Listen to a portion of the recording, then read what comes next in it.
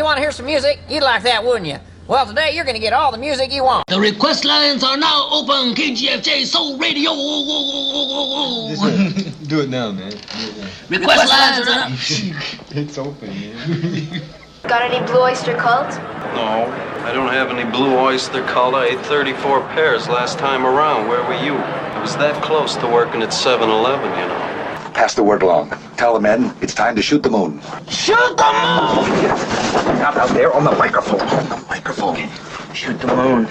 Shoot the moon. The attitude dictates that you don't care whether she comes, stays, lays, or prays. I mean, whatever happens, your toes are still tapping. Hey, Strawberry!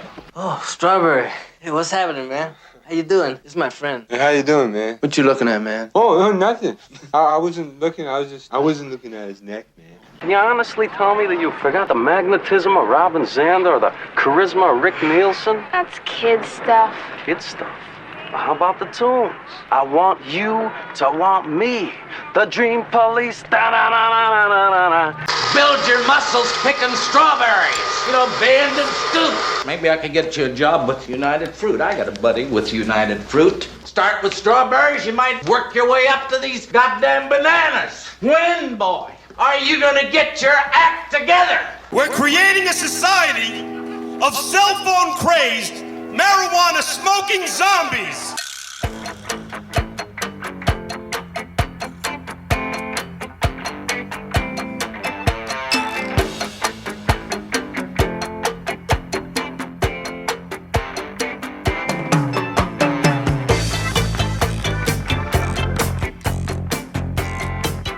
Coming to you not quite live from Lukewarm Tallboy Studios deep in the land of Gar, this is Bend and Scoop, the podcast featuring music, mirth, and minutia, focused on exposing artists you probably haven't heard, but should. I'm Bob, and I'll be your tour guide on this amazingly asymmetric auditory adventure as we journey to the center of your cochlea. Welcome to episode 41, which is how many years it's been since Devo first taught us what to do when a problem comes along. Joining us at the end of the show to play a round of Is That Your Vinyl Answer and the Groovin' After Party will be our very special guest, musician Jeff Symonds from the 50 Years of Music with 50-Year-Old White Guys podcast. We spread the gospel of vinyl here at Bend and Scoop, so be sure to tell us all about your favorite neighborhood record store by posting to @BendScoop on Twitter or Instagram using the hashtag SpinMomandPop.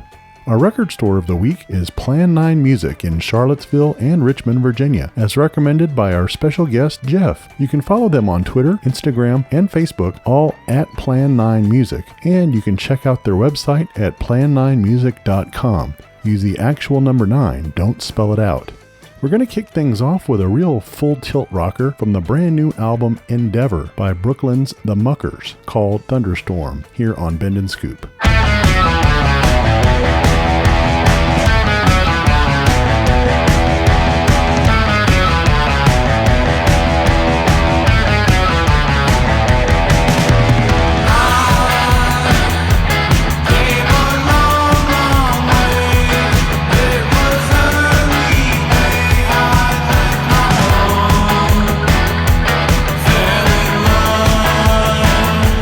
With the unknown.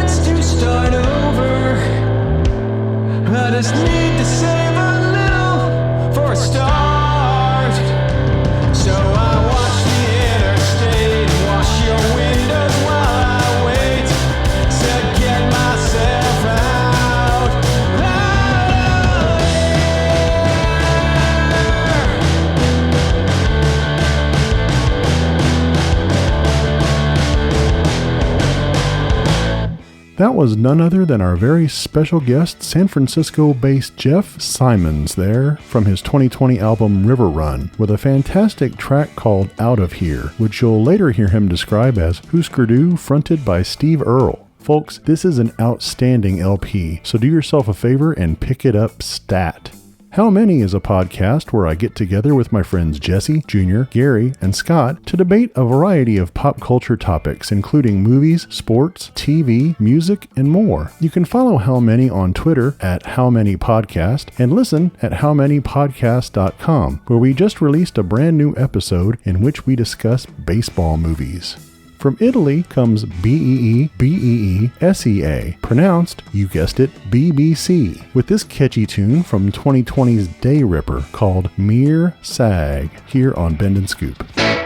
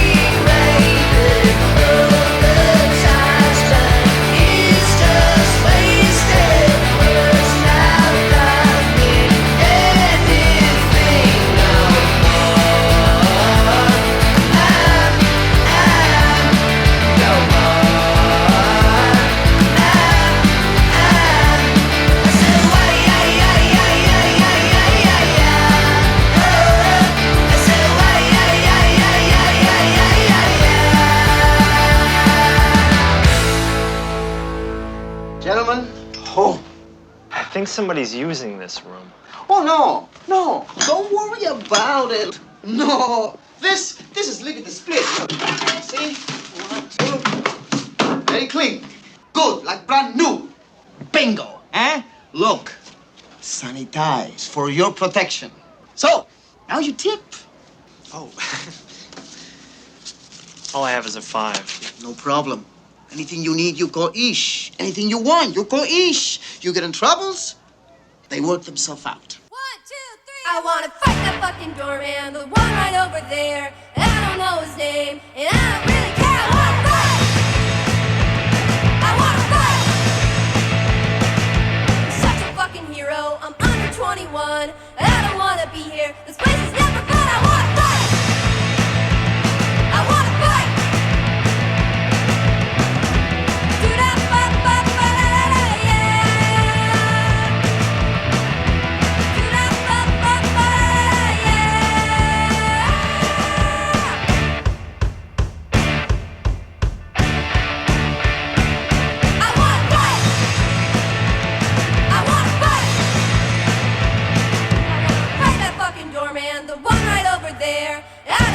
Name, and I don't really care. I want to fight.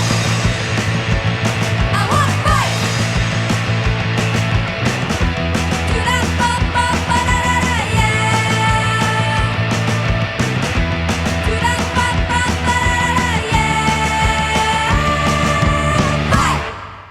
yeah. Out of Bisbee, Arizona, that's the X-Bats with Doorman from their 2020 album Kicks, Hits, and Fits. Have you ever wanted to host a podcast? Well, all you have to do to join the Mike Hunt and host your very own episode of Assume the Juxtaposition is send me your topic idea to lukewarmtallboy@gmail.com. You can follow Assume the Juxtaposition on Twitter, Instagram, and Facebook, all at AssumeTJPod. Atlanta's Barracudas only gave us one album, 2015's Can Do Easy, but it's definitely worth checking out for bangers like this one, Long Explanation on Bend and Scoop.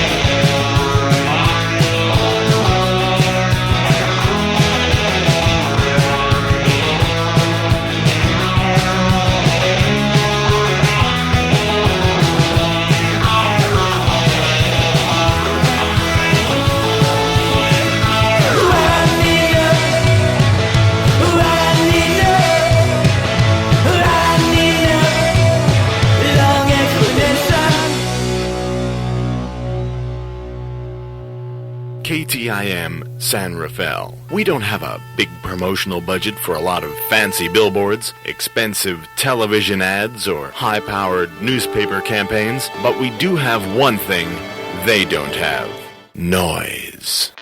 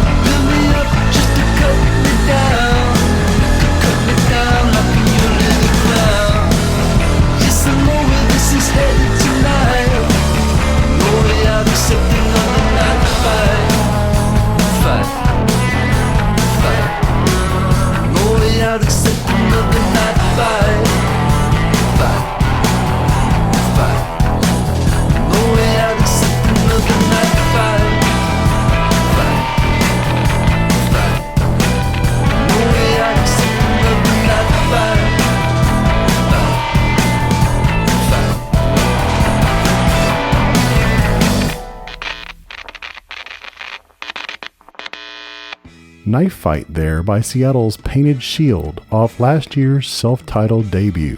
Campfire Songs is a podcast where I get together and share songs with my buddies Tom, Jim, and Todd. So be sure to follow us on Twitter at Songs Campfire and give us a listen for more great music. Our new episode is available now. I really get a kick out of clever band names, like these guys from San Francisco who call themselves Carpool Tunnel, with this one off their brand new LP Bloom called Impressions on Bend and Scoop.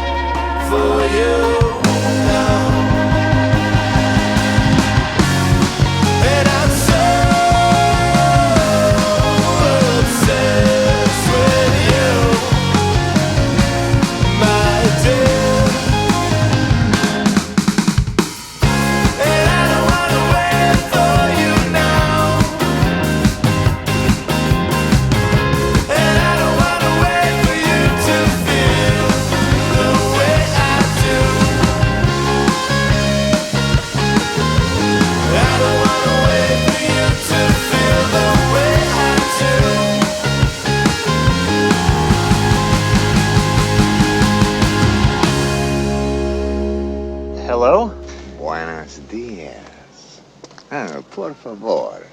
You must excuse my tardiness. I had to kill a man. No problem. Ish sent you, huh? What is it you want?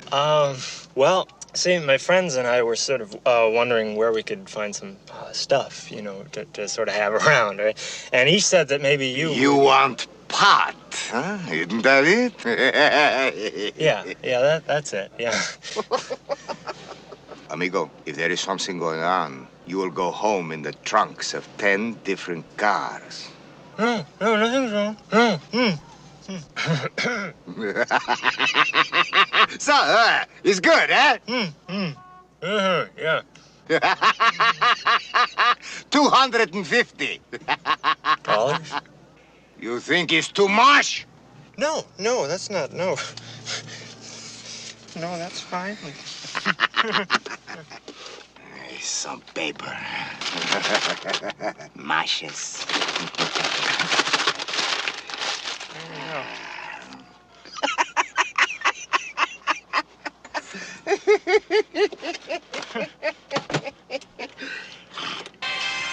Es buena, huh? Muy. 100. 100 watts? That's very good. $100. 15 watts.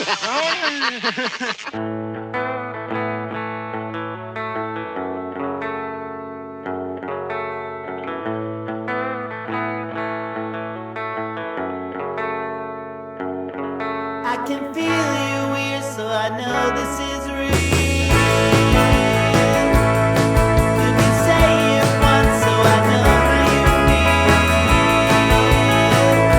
If I don't make you mine, I might heal in time. You'll change your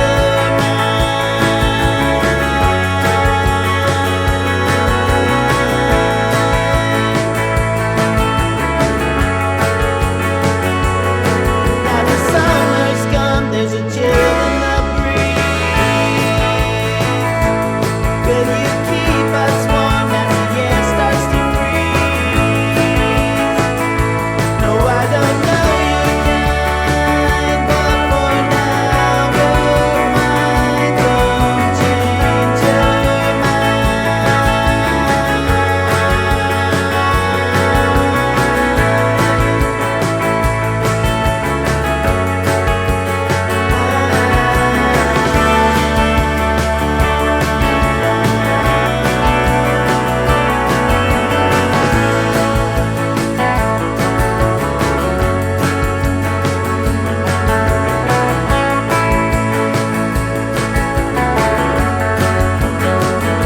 With all the noises calm, you're hiding that breeze.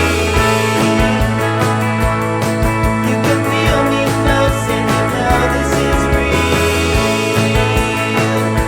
And we can feel this time. I now know you're mine. Don't change your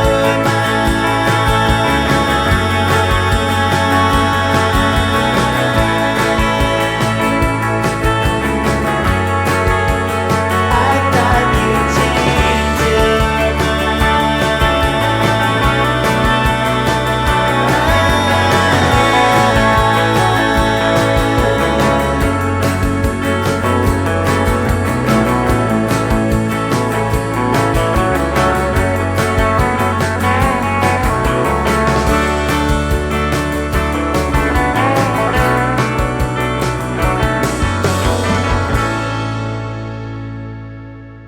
That's a duo from Texas and Japan, respectively, called Lost Balloons with Change Your Mind off 2017's Hey Summer.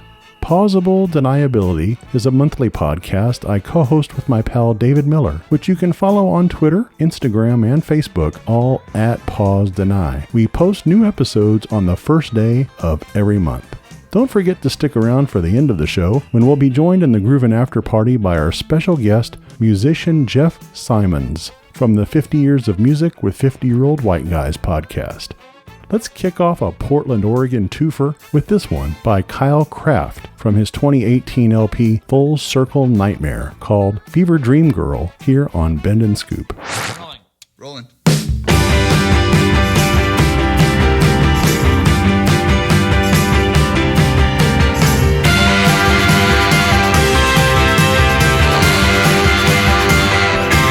Was she the train wreck? Was she your last drag? Was she the little piece of mind you thought you once had? Was she the cure-all or just the disease? Was she the ransack, gutter kid, denim jeans? Maybe the money spent, maybe the bad nights, maybe the deep wound left behind a spider bite, maybe the head hung inside a toilet seat, maybe the vampire searching for someone to bleed. Hey, it's whatever she wants to be. Hey, that's whatever she's gonna be. Out there on in the night. Guess I'm the only boy she won't buy.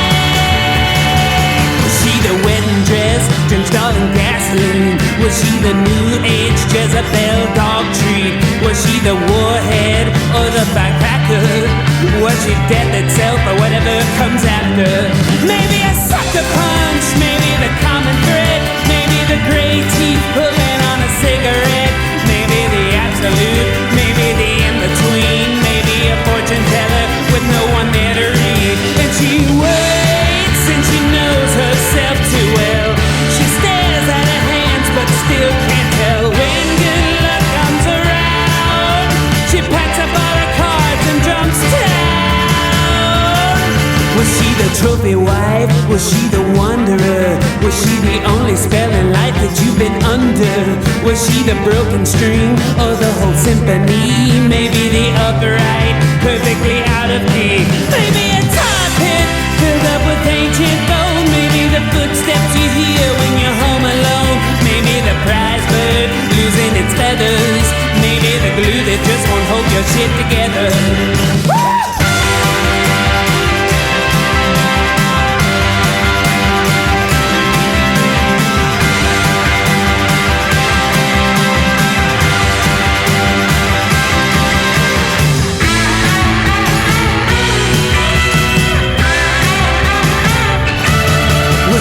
Blood moon that means disaster. Maybe she's nothing close to what you think you're after. When all at once, man, you wake and come to, you know exactly what it is that she was to you. Murder and pollution and radioactive wastes and corrupt politicians and fire and the wars overseas and the high cost of living and my job stinks, rising crime and death and destruction and my God, stop, just stop. I give up. I'm ready for a hard dose of reality. Why, it's past noon. It's past 12 noon. I'm late. I'm late for the KTIM Noon News.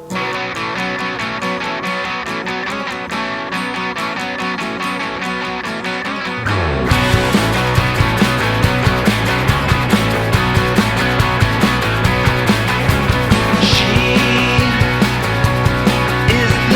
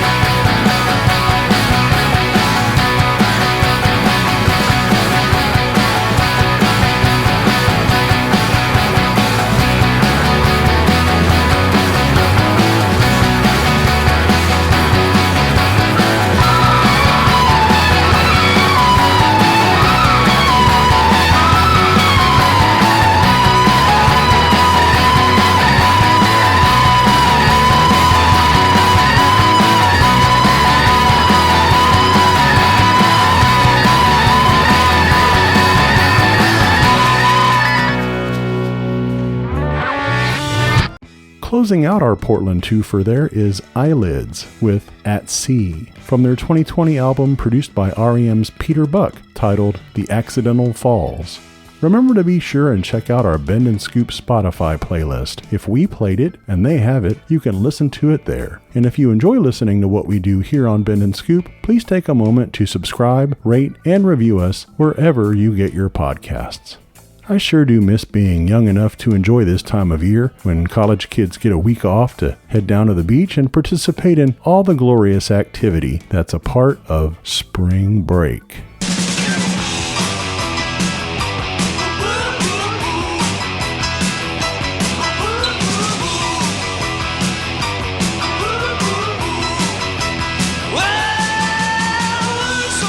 Nelson, wherever you look, skin. Spring break in Fort Lauderdale. 250,000 kids here for the sole purpose of partying. Nelson Dalby and Adam Stern are about to get the break of their lives. Spring break. For some, it's the start of a whole new education. Hi, cutie. What? Are you talking to me? Yeah. Don't you think you're sexy? Oh, my God! For others, it's a more advanced course. You can learn a foreign language. Buenos dias. Or expand your present one. Son of a... You can learn martial arts. Home economics. Sanitize for your protection. Culinary arts. And all sorts of sports. There's something for those into the performing arts.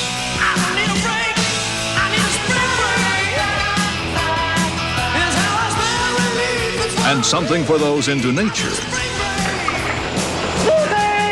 Oh, Nelson. Columbia Pictures presents Spring Break. It's the reason kids go to college in the first place. I still don't know where my underpants are. Why, what happened to him? I think they ate them.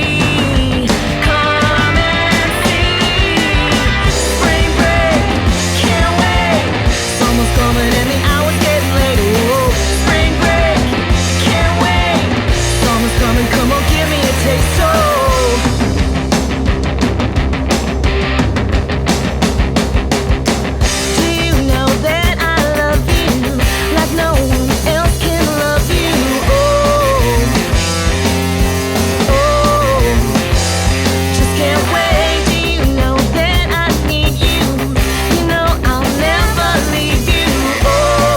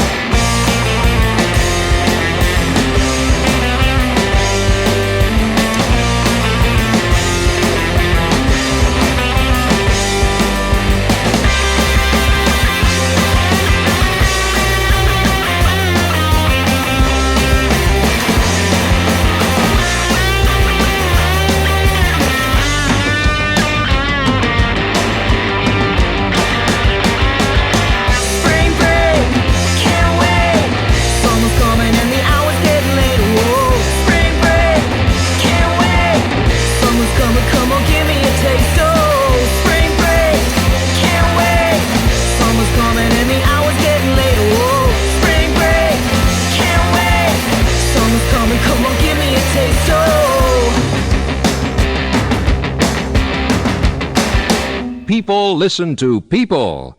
So listen, people.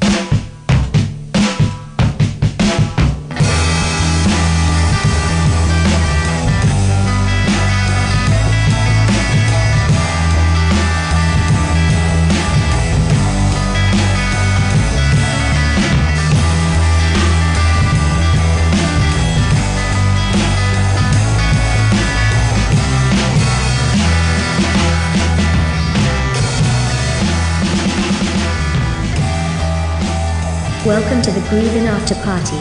Come on in and pour yourself a cold one. Joining me now for our Groovin' After Party here on Bend and Scoop is Jeff Symonds from the 50 Years of Music with 50-Year-Old White Guys podcast. Welcome, Jeff. Thanks for having me. It's great to be here. Yeah, it's great to have another 50-year-old white guy. We love those. I'm myself. I'm going to be double nickel this year, 55 later. Double nickels on the dime. I love it. That's like great. the Minutemen, right? Yeah. That's right. That's right. You're going to have to blast that on the actual day. It's like the perfect 55-year-old birthday record. So.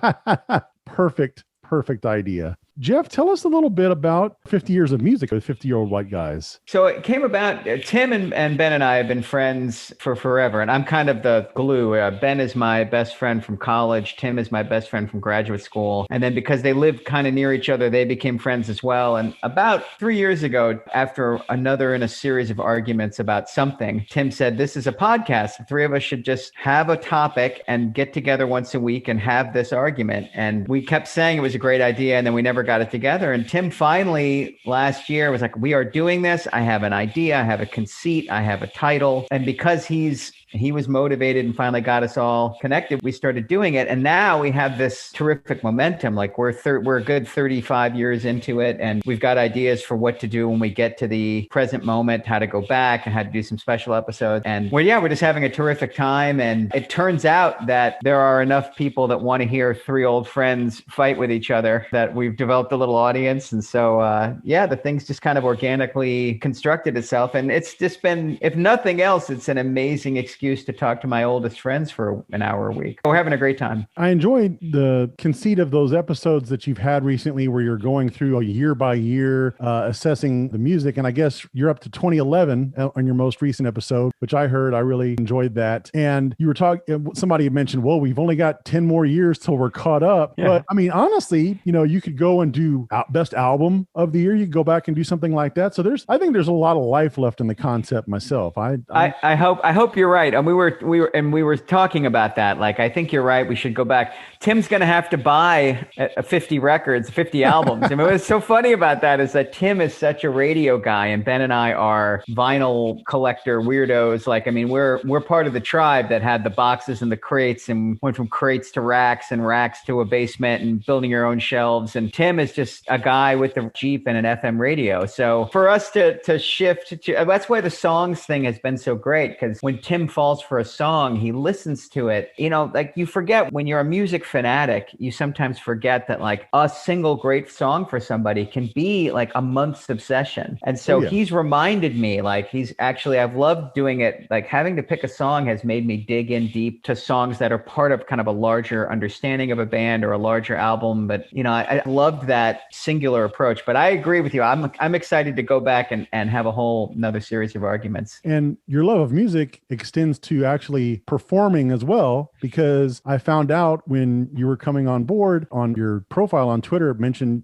had your website, your link to your website. So I went on there. It's like, oh, Jeff Symonds is a musician. Here's his latest album, River Run. Pulled it up on Spotify. Not BSing you, man. That's a great record. I really, really like that record. And to me, it's very reminiscent of like 80s AOR type music, like the stuff that you would hear on rock radio in the, mid to late or even early to mid to late 80s. There's a power pop sound to it, but there's also kind of some classic rock elements. One song that really I thought just was like almost a brilliant kind of homage to the 80s was Shades of Grey. That song to me, it's just like, you don't hear a lot of that type of sound anymore. You could tell it was performed by somebody who lived through that era. I super appreciate that. Thanks. And you're not wrong. Like, I played almost everything on the record myself. Like, I play all the drums and bass and all the rhythm guitars and do all the singing and the keyboards. So it's a product of who I have been as a listener as much as it is, I brought in some of my friends came in and helped me do some singing, and all the awesome stunt guitar playing is not me. I don't have the fast fingers. The record is kind of tries to be a concept of like 4 sets of songs: childhood, adolescence, adulthood, and now. And I wanted the songs to kind of go through my history of loving music. And so I was trying to hit those kind of historical touch points. I wanted some 70s classic rock sound. I wanted some 80s power pop. I wanted a little dip into 80s hardcore. And Shades of Grey is a perfect example where it's kind of like, back to the Minutemen, like if an SST Records fan accidentally wrote a Rush song. There's a pinch of prog in there. Yeah, especially that one, yeah. But it worked perfectly. And you really have a really good voice, a good singing voice too. I appreciate that. A lot of times you'll hear something in this vein and it's like everything works except, God, if they just had somebody who could sing a little better, this would really come off great. But your voice is really good. I highly recommend this. It's on Spotify. If you guys want to give it a listen, definitely check it out. What, did it just come out in December, Jeff? Yeah, it's new. And it's my first, I've been playing in other people's bands for forever. And I spent the last 20 years as a sideman, in a lot of projects where it's other singer-songwriters and I'm like the arranger guy and I'm like the kind of pinch hitter or utility infielder. And this is a long time coming. So it's new for me to make my own record. And to be honest, when I went in, I didn't know if I was making it just for me or just for a couple of friends. And I just decided to finish it and put it out there and see what happens. So I appreciate you listening. And in this moment where there's so much to consume, it's an incredibly generous move to engage with someone else's art. So I really appreciate it. You obviously have great ears because you definitely have heard several of the notes I was trying to hit. This is the stuff I remember about the 80s that I really liked about. Yeah, totally. Part of this a little autobiographical, or did you spend some time or grow up in Florida? Because I did. It's one of those things where it's not fully autobiographical. Like I'm borrowing from other people's stories and I'm kind of smashing 2 or 3 events together. But people who know me well, there are definitely moments when they're like, yeah, I remember that. I was born in Florida and then we moved to Maryland, but we went back a ton because my mom's family was still there. So that trip down Interstate 95 3 or 4 times a year is a really indelible memory. So a lot of my songs are about driving, and I'm not the roads of like a Springsteen song, like not state roads and 57 Chevys. Like I'm an interstate kid, just flying through states, and the off ramps are all the same 4 restaurants and a Holiday Inn. And that first 4 or 5 songs, I was really trying to evoke that kind of placeless childhood that I felt, I was from a place, but not of a place. And it just leads you to kind of be daydreamy and thinking about what comes next. And that's what I was really trying to get at in that kind of first 15 minutes of the record. And like you say, it's not necessarily a concept album, but thematically you can see the connection between a lot of the songs there. So. Yeah. And I like records like that. So I was trying to have a character, but not have it like now in chapter 9, he goes to college. I wanted it to be loose, but I also, at the end, I wanted you to feel like you'd started in one place and gotten to another. Let's learn a little bit more about your personal musical journey, Jeff, and ask you some questions here in our little survey we like to call, Is That Your Vinyl Answer? Nice. I love it. What do you remember being the very first record that you ever bought with your own money? In 1973, I bought a single in a mall in Southern California. It was like a cigarette machine that they had rigged to sell cassette singles without any packaging. Just a blue cassette with 2 songs. And it was Alice Cooper's No More Mr. Nice Guy. So I bought that for 50 cents out of a machine that and it came out the bottom like a candy bar. Yeah, I remember I bought that in Seals and Crofts Diamond Girl. I went back 4 days later and got that one. The first 45 I bought was the We Will Rock You, We Are the Champions, Queen, AA. Okay. And then the first 2 full records were at the Annapolis Record Exchange, God bless them. Each one cost 50 cents. Meet the Beatles, the original Capitol American, and Boston's first record.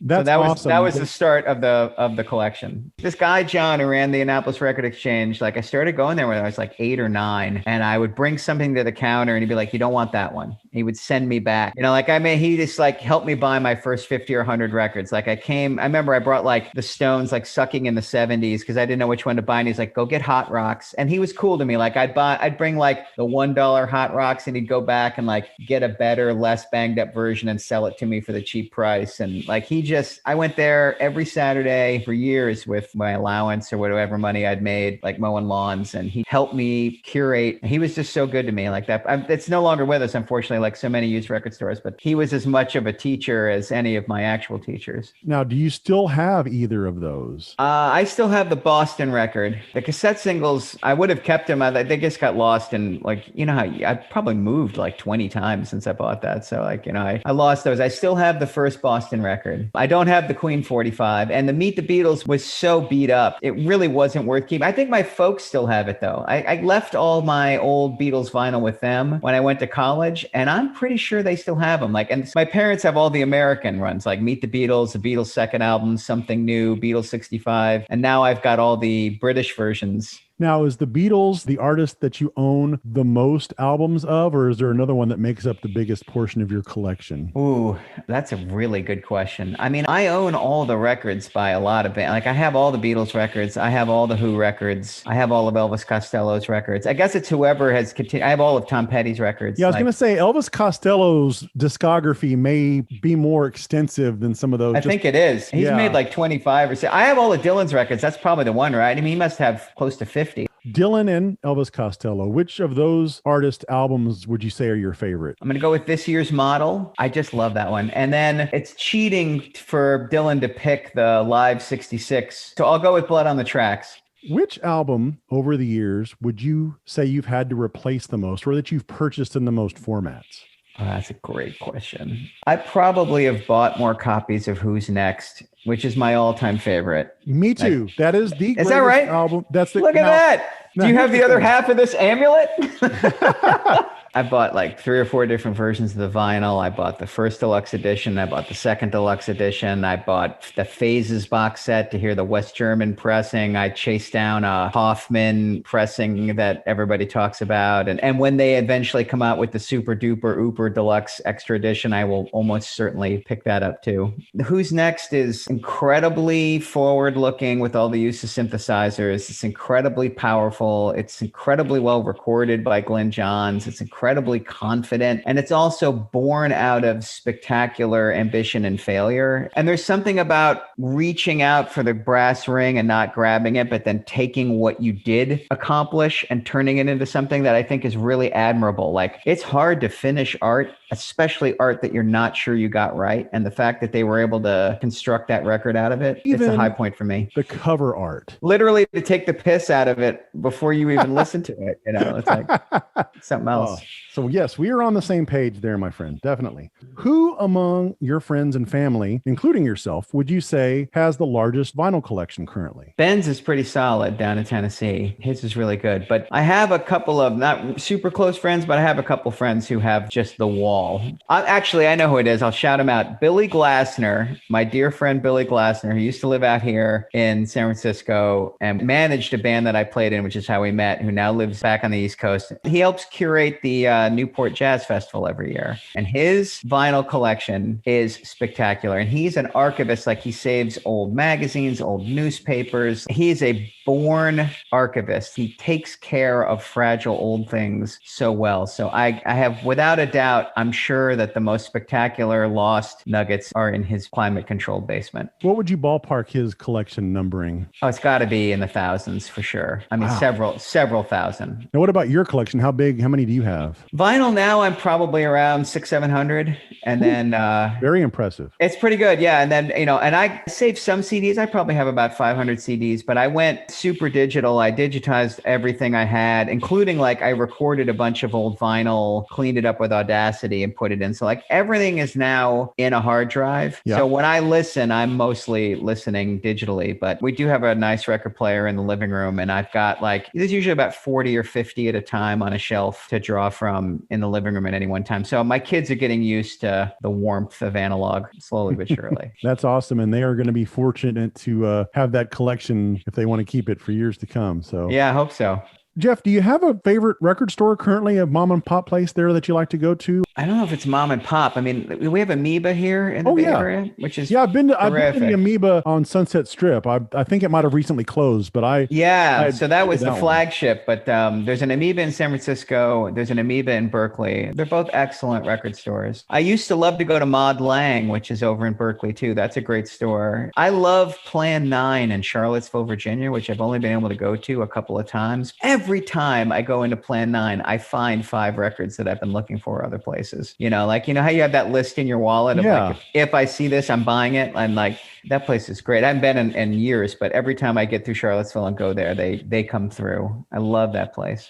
And like everybody on the East Coast, I made a pilgrimage to New York, and the original Tower Records in Greenwich was just awe-inspiringly fantastic. Like, it just had everything in the 80s and early 90s, and Bleecker Bob's. I'm one of those guys who, when I come to a new town, the first thing I'm trying to sniff out is where's the used record store. Jeff, how can people on social media follow the podcast, you and your co-host? You guys have Twitter, Instagram, Facebook. What's the best way to do that? Yeah, so the MusicCityDriveIn.com website hosts the podcast, so you can find it there, and all the episodes are there. We're on Apple's podcast, we're on Spotify podcast, and pretty much anywhere you go to listen, we're there. We're at 50 Years of Music on Twitter. You can find me at JeffSymonsMusic.com. There are links to everything there, or Jeff Symonds on Instagram, and on Spotify. You just type in my name and River Run, and all the singles and stuff will come up. There's some, we're building some playlists based on the podcast on that site as well too. So you can check out things we've talked about or other artists I've played for. And what day usually do you guys release your new episodes? They come out Wednesdays, I think 9 a.m. Eastern. Jeff, I really enjoyed chatting with you. Are there any plans to do a vinyl pressing of River Run? Or it's so funny you say that.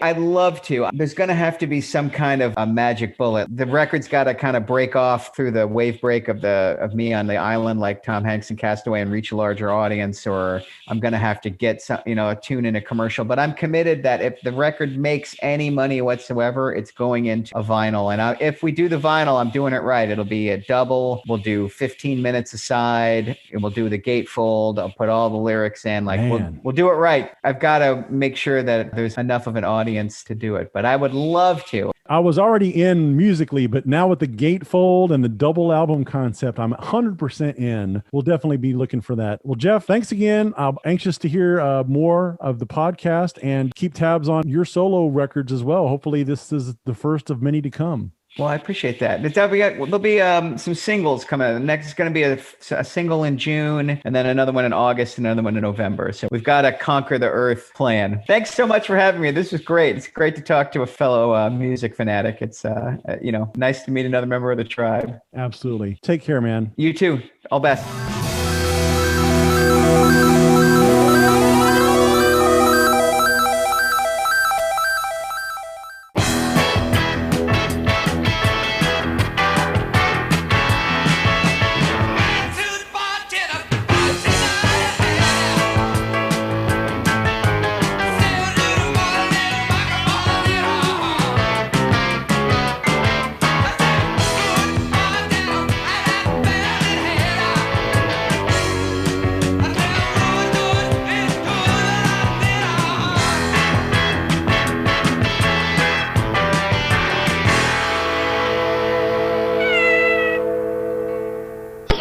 Bye-bye, lard-ass. Bend and Scoop is a production of Lukewarm Tallboy Studios. We will return tomorrow morning with the sun. Good evening, and have a good life.